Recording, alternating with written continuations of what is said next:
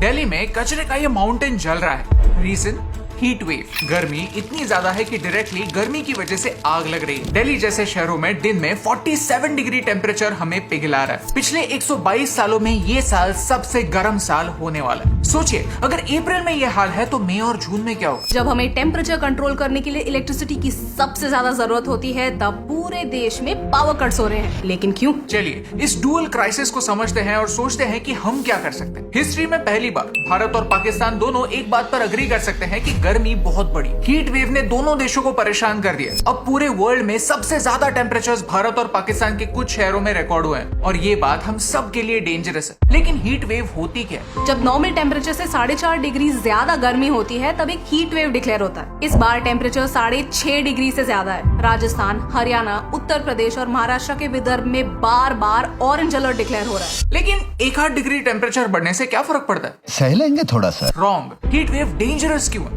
पिछले 20 सालों में वर्ल्ड में 1,66,000 लोग हीट वेव की वजह से मरे हैं। शिकागो में 1995 में एक हीट वेव ने 692 लोगों की जान ली थी और 3,000 से ज्यादा लोगों को हॉस्पिटलाइज भी होना पड़ा था।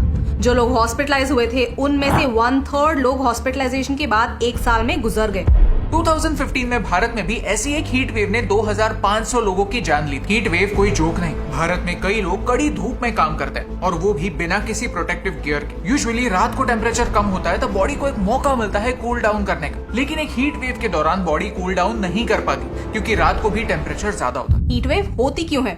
कई फैक्टर्स हो सकते हैं। Geographic factors, wind, lack of rainfall. For example, usually March के महीने में कुछ एरियाज में लाइट रेनफॉल होता है जिसकी वजह से एयर कूल डाउन होती है। लेकिन इस बार मार्च में बिल्कुल बारिश नहीं हुई। लेकिन सबसे बड़ा फैक्टर जो आने वाले समय में हीट वेव्स बढ़ाने वाला है वो है क्लाइमेट चेंज। आज एक हीट वेव आने के चांसेस 30 गुना बढ़ गए। समर्स में हीट बढ़ने की वजह से हम एसी चलाते हैं, कूलर्स खरीदते हैं, लेकिन इन सारी चीजों के लिए इलेक्ट्रिसिटी भी तो होनी चाहिए। भारत में 75% इलेक्ट्रिसिटी कोल से आती है। 10 में से 6 पावर प्लांट्स में कोल क्रिटिकली लो लेवल्स तक पहुंच गया है। रशिया यूक्रेन वॉर के चलते दुनिया भर में एक एनर्जी क्राइसिस हो रहा है, जिसकी वजह से कोल के प्राइसेस जो यूजुअली $50 पर टन होते हैं वो अब $225 पर टन तक बढ़ गए हैं। सो बेसिकली हमारा देश इलेक्ट्रिसिटी के लिए पहले से 5 गुना ज्यादा पे कर रहा है। आज भारत पिछले 6 सालों में सबसे वर्स्ट पावर कट्स फेस कर रहा है। गर्मी जब तक पसीने छुड़वा रही है तब तक ठीक है, लेकिन जब गर्मी ऐसे आग लगाती है तब बड़ा प्रॉब्लम। आज भी कई शहरों में वेस्ट सेग्रीगेशन के लिए प्रॉपर रूल्स नहीं है। जब हम वेट वेस्ट जैसे बचा हुआ खाना, फल, सब्जी कचरे में बिना सेग्रीगेशन के फेंकते हैं तब ये चीजें मीथेन रिलीज करती हैं और तपता सूरज इस मीथेन को आग लगा देता है।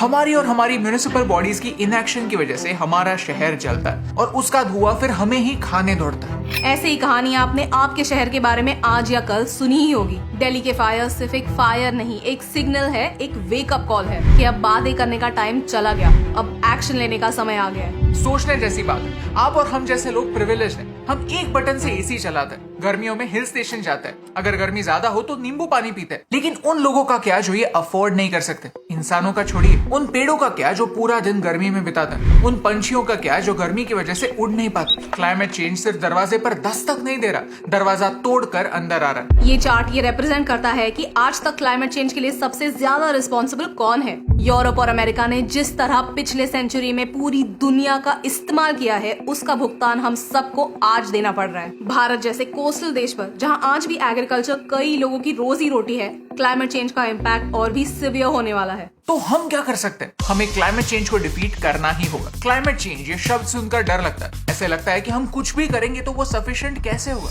थॉमस क्राउथर कहते हैं कि हर साल 120 गीगाटन कार्बन हमारे एटमॉस्फेयर में जाता है और एग्जिस्टिंग पेड़ 120 गीगाटन कार्बन एब्जॉर्ब भी कर सकते हैं। यानी हमारी दुनिया एक परफेक्ट बैलेंस में है। लेकिन पिछले 200 सालों में हम ह्यूमंस ने 10 से 20 गीगाटन कार्बन एक्स्ट्रा एमिट करना स्टार्ट किया है। हमारे कार्स, इंडस्ट्रीज, फूड हैबिट्स, ये सारी बातें रिस्पॉन्सिबल है। असली प्रॉब्लम ये है कि इसे अब्सॉर्ब करने के लिए हमने कोई सोल्यूशन ढूंढा नहीं। He thinks we need 1 trillion trees to save the world। क्योंकि ये पेड़ हमारा और हमारे फ्यूचर जनरेशंस का कार्बन अब्सॉर्ब करते हैं। आप और मैं मिलकर शायद 1 ट्रिलियन ट्रीज नहीं लगा सकते, लेकिन एक पेड़ तो लगा सकते। हम समर्स में आम खाते जरूर है लेकिन आम के पेड़ नहीं लगाते।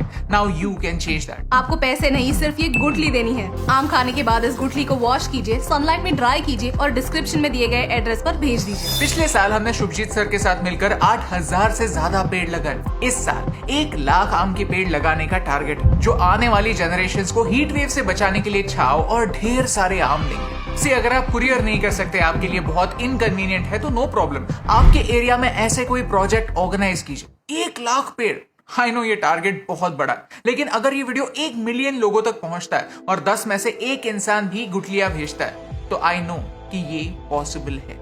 We need your help, so share this video. At the same time हमें कंपोस्टिंग पर बात करनी ही होगी। पिछले 8 सालों से हम हमारे घर खाद बनाते हैं और ढेर सारा कचरा कचरे में जाने से बचाते हैं। इसकी प्रोसेस हम जल्द ही आने वाले वीडियोस में एक्सप्लेन करेंगे। क्लाइमेट चेंज इज रियल और उसके लिए कोई क्विक फिक्स नहीं है। हमें प्रिपेयर्ड रहना होगा और हमारी अथॉरिटीज को सही सवाल पूछने होंगे। कोल बेस्ड पावर से दूर होना होगा और हस्तेव जैसे फॉरेस्ट एरियाज में डिफॉरेस्टेशन क्यों हो रहा है, ये उन्हें पूछना ही होगा। क्योंकि एक के करने से क्या फर्क पड़ता है, लेकिन एक के करने से बहुत फर्क पड़ता है, और इन दोनों लाइंस में सिर्फ एक का फर्क है, and that's the reason why फर्क पड़ता है।